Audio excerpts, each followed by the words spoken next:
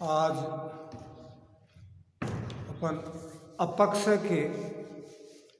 किसे कहते हैं, अपक्षय क्या चीज़ है, अपक्षय कितने प्रकार का होता है, तो अपक्षय के बारे में आज अपन जानकारी करते हैं। और अपक्षय क्या चीज़ होती है, इनके बारे में आपको आज पूरी जानकारी देते हैं। तो सबसे पहले तो पृथ्वी के धरातल पर कुछ परिवर्तन गतिशील तरह से होते हैं और कुछ परिवर्तन स्थिर रूप में होते हैं। जो परिवर्तन स्थिर होते हैं उनको अपन अपक्षय की श्रेणी में डालते हैं। सबसे पहले अगर अपन बात करें कि अपक्षय एक स्थिर रहकर करने वाला कार्य है या स्थिर कार्य है, जिसमें प्राकृतिक कारकों द्वारा अपने ही स्थान पर चट्टानें या शैलें भौतिक या रासायनिक विधि के द्वारा विघटित या अपघटित होती रहती हैं, उसे अपक्षय कहा जाता है। सामान्यतः अपक्षय कई प्रकार से, जैसे पाला पड़ने से, पानी के जमने से, द्रव्य में चट्टानों के टुकड़े होने से, आदि कई कारणों से हो सकता है। परंतु कोई भी चीज़, जो कोई भी पृथ्वी पर पाए जाने वाले कोई भी पदार्थ अपनी जगह स्थिर रहकर टूटता है, फूटता है या बिखर जाता है, अपक्षय के अंतर्गत आता है, उसे अपन अपक्षय कहते हैं। सामान्यतः इस अपक्षय को कई कारक प्रभावित करते हैं, परंतु मोटे तौर पर अगर देखें कि अपक्षय, चट्टानों का अपक्षय एक ही स्थान पर पड़े पड़े होता रहता है। अपक्षय का सबसे प्रधान कारण मौसम को माना जाता है। मौसम के कारण सबसे ज़्यादा अपक्षय होता है और मौसम में वर्षा, तापमान, बादल, आर्द्रता, हवाएं, ये सारी चीज़ें अपक्षय को प्रभावित करती हैं। परंतु सबसे मेन और मोटे तौर पे अगर देखें तो वर्षा तथा तापमान अपक्षय का सबसे महत्वपूर्ण कारक माने जाते हैं तथा 70% अपक्षय में वर्षा व तापमान का योगदान होता है। इसलिए इन सभी कारकों से शक्तियों में स्थैतिक जोड़ तोड़ या सड़ना, गड़ना, टूटना अपक्षय के अंतर्गत ही आता है।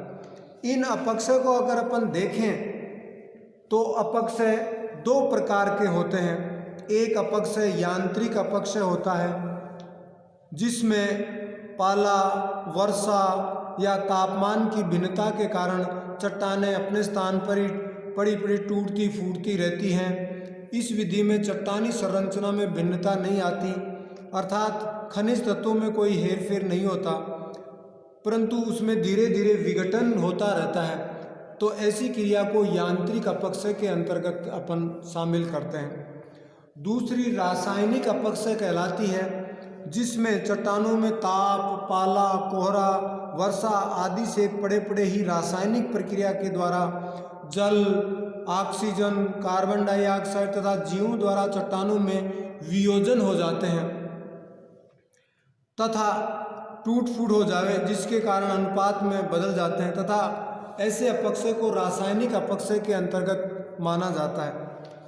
कि कुछ जैविक रासायनिक अपक्षय, जिसमें रासायनिक क्रियाओं के द्वारा चट्टानों की संरचना में भी परिवर्तन हो जाता है तथा धीरे धीरे वो टूटना फूटना शुरू कर देती हैं। इस प्रकार भौतिक अपक्षय और दूसरा रासायनिक अपक्षय, दो प्रकार के अपक्षय माने जाते हैं। भौतिक अपक्षय में सबसे महत्वपूर्ण अगर अपन बात करें तो जैसे पाला, पाले के द्वारा, वर्षा के द्वारा, वायु के द्वारा, तापमान के द्वारा, भार की कमी के द्वारा तथा जीव जंतु व वनस्पति, इनके द्वारा भी अपक्षय की क्रियाएं चलती रहती। अपन बात करें जैसे पाले की, तो जैसे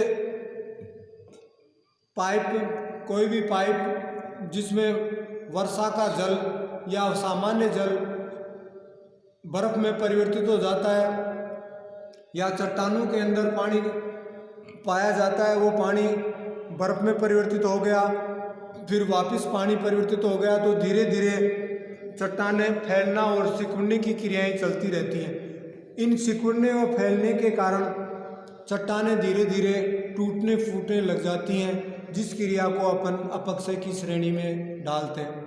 दूसरा, वर्षा के कारण भी धीरे धीरे चट्टानें कमज़ोर पड़ती जाती हैं और धीरे धीरे टूटना शुरू हो जाती हैं। तो वर्षा भी अपक्षय में सबसे ज़्यादा महत्वपूर्ण योगदान देती है। इसके अलावा हवा के द्वारा, तापमान के द्वारा, तापमान में भी दिन में चट्टानें फैलती हैं, रात में सिकुड़ती हैं, तो फैलने सिकुड़ने के कारण धीरे धीरे ये सारी चीज़ें कमज़ोर पड़ने लगती हैं और चट्टानों का धीरे धीरे विखंडन होना या टूटना शुरू हो जाता है, जिसको अपन अपक्षय की श्रेणी में डालते हैं। इसके बाद में अगर बात करें तो चट्टानों में कई बार ऊपर से अपर्दन हो जाता है तथा नीचे से नई चट्टानें निकलती रहती हैं, और वो नई चट्टानें भी धीरे धीरे कई प्रक्रियाओं के द्वारा भार में कमी के कारण उनमें भी चट्टानों में टूटना या विखंडन की क्रिया शुरू हो जाती है। तो भार की कमी के कारण भी चट्टानों में अपक्षय की क्रियाएं होती रहती हैं। इनके अलावा जीव जंतु और वनस्पति भी चट्टानों को तोड़ने में उनकी जड़ों के द्वारा या अन्य चीज़ों के द्वारा चट्टानें टूटती रहती हैं। तो इस सभी क्रियाओं को भौतिक अपक्षय के अंतर्गत अपन रख सकते हैं। दूसरी रासायनिक अपक्षय कहलाता है, और रासायनिक अपक्षय में कई प्रकार के होते हैं। जब वर्षा का जल वायुमंडल की गैसें जिसमें ऑक्सीजन, कार्बन डाइऑक्साइड आदि चट्टानों के दरारों में प्रवेश कर रासायनिक प्रक्रिया पूरी करते हैं तथा घोलक साधन हो जाते हैं, जिसके कारण भी चट्टानें टूटती फूटती तथा अपघटित होती रहती हैं। उस ऐसी क्रिया को अपन रासायनिक अपक्षय के अंतर्गत रखते हैं। इसमें भी कई तरह के अपक्षय के हो जाते हैं। तो रासायनिक अपक्षय में पहला, जल योजन के द्वारा, जब चट्टानों में जल योजन की क्रिया सामान्य रूप से देखी जाती है। ये क्रिया साधारणतः सभी स्थानों पर देखी जा सकती है। चट्टानों में उपलब्ध खनिज तथा वर्षा के जल को खनिज कई वर्षा के जल को सोख लेते हैं तथा ये कण इतने सोखते हैं कि कभी कभी चट्टानें संतृप्त हो जाती हैं और अतिरिक्त पानी से इनके कण फूलने लग जाते हैं, और फूलने के परिणाम स्वरूप उनके आयतन में वृद्धि होने लगती है तथा आयतन में वृद्धि होने के कारण चट्टानें धीरे धीरे टूटना फूटना शुरू कर देती हैं। तो ऐसी क्रिया को अपन जल योजन के नाम से जानते हैं, और जल योजन के द्वारा अपक्षय की क्रिया होती है। इसके बाद में अगर दूसरी बात करें अपन, कार्बोनीकरण या कार्बोनेटीकरण भी जिसको कहते हैं, कार्बन डाइऑक्साइड भी पृथ्वी के सभी क्षेत्रों में पानी में पाई जाती है, चाहे वह वर्षा का जल हो, चाहे बर्फ हो, या सतही जल हो, या भूमिगत जल हो। पानी में कार्बन डाइऑक्साइड के घुलने से उनका मिश्रण एक हल्का कैल्शियम हाइड्रोक्साइड या कार्बनिक अम्ल बन जाता है। यह कठोर पानी कहलाता है। जब यह कठोर पानी किसी चट्टान पर प्रतिक्रिया करती है तो इस प्रकार कार्बनिक अम्लों की प्रक्रिया से चट्टानों में खनिज तत्व कार्बोनेट्स में बदल जाते हैं, और उसी क्रिया को कार्बोनेटीकरण के नाम से जानते हैं। और कार्बोनेटीकरण के कारण भी चट्टानों में विखंडन या टूटना फूटना शुरू हो जाता है। इस प्रकार अपन देखते हैं तो जलयोजन के द्वारा तथा कार्बोनेटीकरण के द्वारा ये अपक्षय की क्रियाएं होती रहती हैं।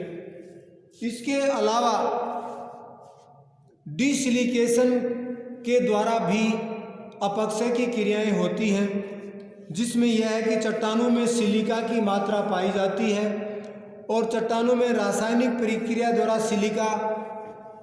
चट्टानों में रासायनिक प्रक्रिया के द्वारा जब चट्टानों में सिलिका अलग होती है, उस सिलिका के अलग होने की मात्रा को डिसिलिकेशन या सिलिका का पृथक्करण कहा जाता है। और इस सिलिका के पृथक्करण के कारण भी चट्टानों में विघटन या टूटना फूटना होता रहता है।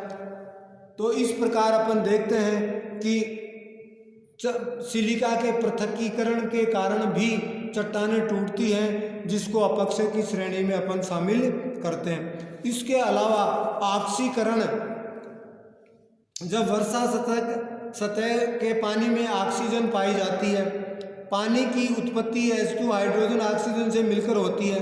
यह वायुमंडलीय ऑक्सीजन जल में मिलकर चट्टानों में उपस्थित खनिजों पर क्रिया करती है, ये जिसमें लोहे के कणों पर सबसे अधिक प्रतिक्रिया होती है। सतह की चट्टानों में लोहा पीला भूला ऐसा रंग का होता है, जो गहराई में नीला या स्लेटी रंग का होता है। ऊपरी सतह पर चट्टानों में ऑक्सीजन अधिक होता है, जबकि आंतरिक चट्टानों में कम। आग्नेय चट्टानों में लोहा सल्फाइड पायराइट के रूप में पाया जाता है। इस ऑक्सीकरण के प्रभाव से जंग लग जाती है और जंग लगने से भी चट्टानें धीरे धीरे ढीली पड़के अपक्षय के रूप में परिवर्तित हो जाती हैं। इस प्रकार अपन देखते हैं कि रासायनिक क्रियाओं में जलयोजन के द्वारा, कार्बोनीकरण के द्वारा, डिसिलिकेशन के द्वारा तथा ऑक्सीकरण के द्वारा भी चट्टानों में रासायनिक अपक्षय होता रहता है। इसके अलावा वनस्पति के द्वारा, प्राणी जीव जंतुओं के द्वारा, मानव के द्वारा, इन सभी के द्वारा भी चट्टानों में धीरे धीरे अपक्षय की क्रियाएं होती रहती हैं और ये अपक्षय रासायनिक अपक्षय के अंतर्गत शामिल। इस प्रकार अपन देखते हैं कि जब कोई भी पृथ्वी के धरातल पर पाई जाने वाली कोई भी चट्टान जब जैविक क्रियाओं के द्वारा, रासायनिक क्रियाओं के द्वारा या भौतिक क्रियाओं के द्वारा स्थिर रहकर अपने आप टूटती है, फूटती है या बिखरती है, तो उसको अपक्षय के अंतर्गत शामिल किया जाता है। अपन देखते हैं कि बहुत सी भवन धीरे धीरे अपने आप ही जर्जर अवस्था में होकर गिरने लग जाते हैं। तो ये चीज़ भी पेड़ देखते हैं अपन, धीरे धीरे सूख जाते हैं और सूखने के बाद में धीरे धीरे अपने आप ही टूट के गिर जाते हैं। बहुत सी बिल्डिंग देखे आपने होगी, पुल देखे होंगे, जो धीरे धीरे अपना आप ही स्थिर क्रियाओं के द्वारा टूटते फूटते रहते हैं। ये सभी चीज़ें अपक्षय के अंतर्गत आती हैं।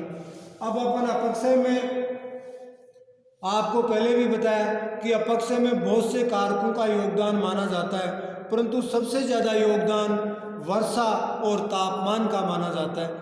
वर्षा और तापमान के कारण ही सबसे ज़्यादा अपक्षय होता है। और ये अपक्षय आपको बताएं, दो प्रकार का अपक्षय, एक भौतिक अपक्षय, एक रासायनिक अपक्षय।